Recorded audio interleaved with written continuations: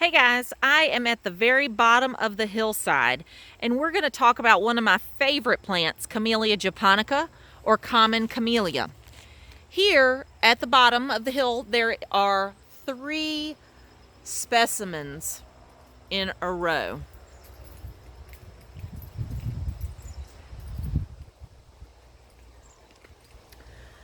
of common camellia or Camellia japonica. Leaf arrangement alternate. Leaf form is simple. Leaf margin is serrated. This particular cultivar has kind of a narrow leaf. It's not uncommon to see these with a slightly more rounded or wider leaf, if you will. It is a shrub. It's broadleaf and evergreen. The size is reliably large. Form is often oval. Not very picky about soil or moisture.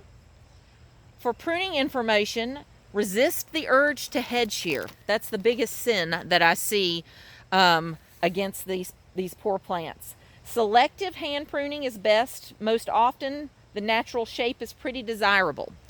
But you're always going to want to prune these immediately after flowering if possible, because you don't want to interrupt the bloom cycle, okay? Growth rate is considered average.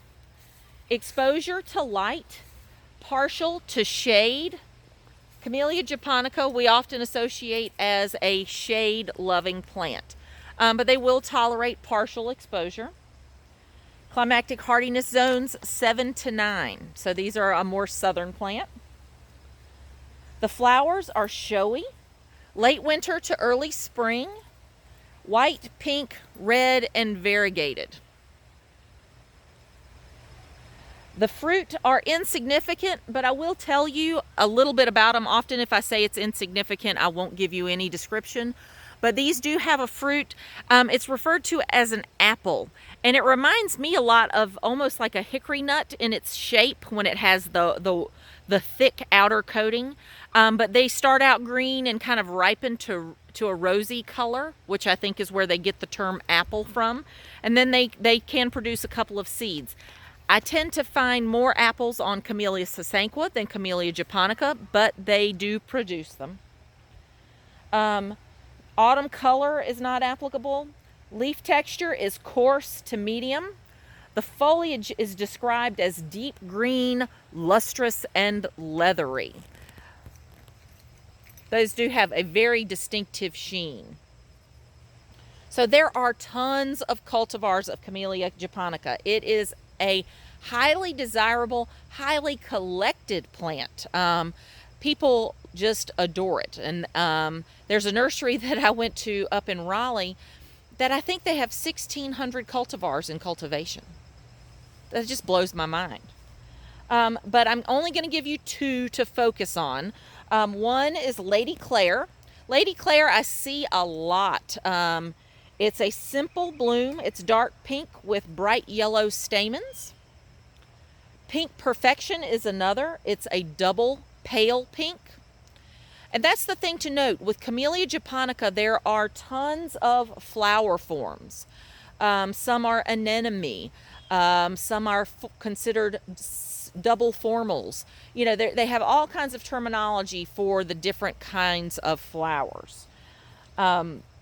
And then this one happens to be, this is Nuccio's Pearl. There's a whole series of Nuccios that have some pretty spectacular blooms. So I can't wait for this to bloom and be able to point it out to you when we're on one of our plant walks.